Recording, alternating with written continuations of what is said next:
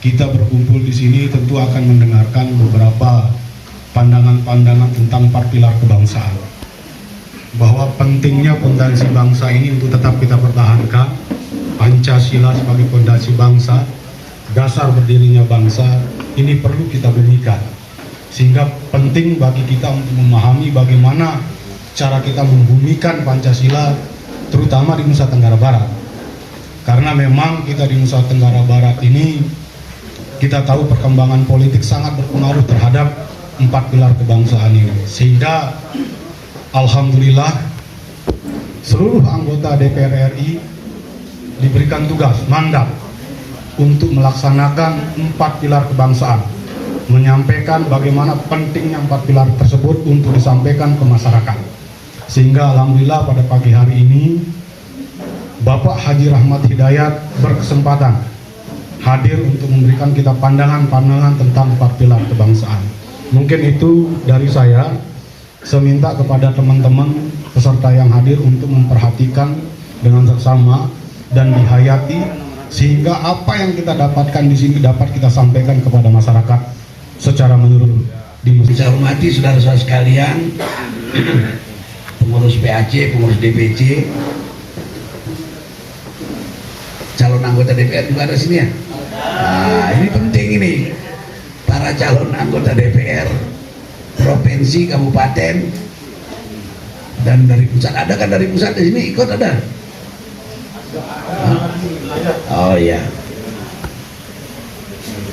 Yang saya banggakan dan saya cintai, pertama-tama pada hari ini saya mengajak semua kita bersyukur pada hari ini, pada pagi ini kita bisa ketemu bertatap muka dalam rangka sosialisasi 4 pilar,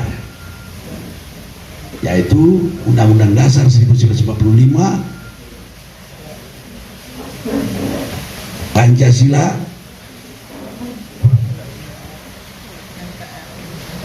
NKRI, dan Bhinneka Tunggal Ika. Ini penting dan sangat penting, karena ini modal kita hidup berbangsa dan bernegara. Yang namanya Pancasila ini adalah satu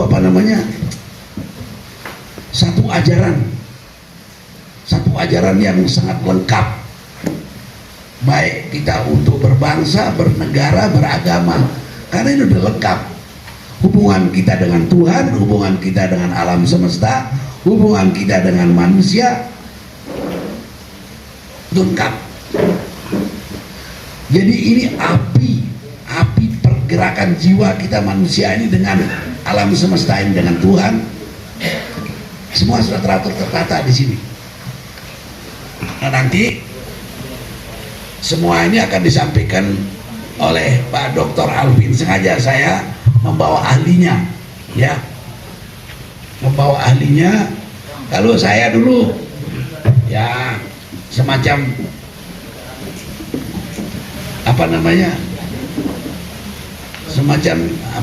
penceramah biasa lah, tapi ahlinya ilmunya itu nanti Dr. Alvin nanti yang nyampaikan betapa pentingnya yang namanya Pancasila, Undang-Undang Dasar 45, NKRI, Bhinneka Tunggal Ika, karena kita hidup di negara Republik Indonesia. Untuk mempersingkat waktu, dan ini sebelumnya semua kami anggota DPR, MPR itu ke daerah dalam rangka untuk mensosialisasikan yang namanya 4 pilar ini, karena ini sangat penting untuk kita berhidup di negara kesatuan Republik Indonesia ini. Dan kita harus bangga punya Pancasila. Satu-satunya negara yang punya dasar negara Pancasila itu adalah kita. Tetapi banyak dicontoh oleh negara-negara luar, utamanya Mesir dulu, ya, pertama Mesir dan yang lain-lain. Dan tidak ada negara yang seperti kita punya Pancasila, tidak ada. Maka oleh karena itu kita perlu lebih sosialisasikan, karena telah lahir anak-anak muda. Bangsa ini terlahir anak-anak muda, generasi muda yang perlu ditanamkan bagaimana bernegara, berbangsa dengan 4 pilar ini. untuk mempersingkat waktu, karena waktunya tidak lama Pak ya. Saya persilahkan Pak Dr. Alvin langsung aja ya Pak ya. Ini tolong menjadi perhatian kita semua, kita dengar semua ya. Nanti ada bukunya ya, ada bahannya. Di rumah juga ada bahan-bahan Sukro. Besok bawa dia bagikan ke PAC, ke ranting, dia bisa baca itu. Ya, banyak sekali itu ya. Nanti bagikan dia. Kalian turun para calon-calon ini bagikan dia, biar dia kasih PAC-nya, kasih rantingnya ya. Semua nih.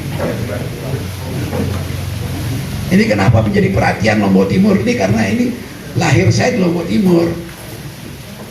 Jadi yang terhormat Bapak Ibu hadirin Majelis Sosialisasi 4 Pilar Kebangsaan, teristimewa ayahanda kita anggota DPR RI dari Partai Demokrasi Indonesia Perjuangan, Haji Rahmat Hidayat SH dan tim yang telah hadir di tengah-tengah kita dalam rangka untuk memberikan penguatan wawasan kebangsaan, dalam rangka untuk meneguhkan kembali dan memperbaharui kembali komitmen kebangsaan kita di Indonesia.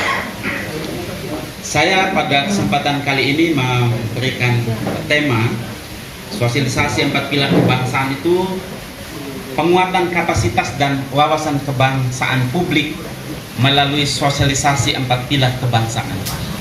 Ya. Harus diakui bahwa di era kekinian tantangan bangsa semakin kompleks, persaingan antar bangsa semakin tinggi, dan daya saing bangsa juga semakin tinggi, sehingga kemudian di masa kini ada beberapa hal yang kemudian menjadi tantangan mendasar dari bangsa Indonesia. Yang pertama, kita lihat dulu dari aspek hukum, bahwa dasar hukum dari sosialisasi 4 pilar kebangsaan ada Undang-Undang Nomor 17 Tahun 2014, Junto Undang-Undang Nomor 42 Tahun 2014 tentang MPR, DPR, DPD dan DPRD. Ada Peraturan MPR Nomor 1 Tahun 2014, ada Impres Nomor 6 Tahun 2005 tentang dukungan kelancaran pelaksanaan sosialisasi Undang-Undang Dasar NKRI tahun 1945 yang dilakukan oleh MPR. Di layar kita bisa lihat bahwa ada kompleksitas tantangan faktual kebangsaan di era kekinian. Yang pertama, bahwa adanya realitas objektif masih lemahnya penghayatan, kesadaran dan pengamalan nilai-nilai agama yang inklusif, yang relevan dengan situasi historis, sosial, dan kultural bangsa Indonesia yang bersifat multikultural. Yang kedua, meluasnya pemahaman keagamaan yang eksklusif, adanya paham radikal yang keliru, yang sempit dan mengancam dalam kehidupan bernegara. Dan ini bisa kita lihat bagaimana individualisme, materialisme sebagai dampak dari kapitalisme global di Indonesia itu telah menjadi cara pandang dan cara hidup dari sebagian bangsa Indonesia. Sehingga Pancasila sebagai pemersatu, Pancasila sebagai jati diri, Pancasila sebagai kearifan dan falsafah bangsa tidak muncul di dalam praktek-praktek hidup sosial dan kebudayaan kita di Indonesia.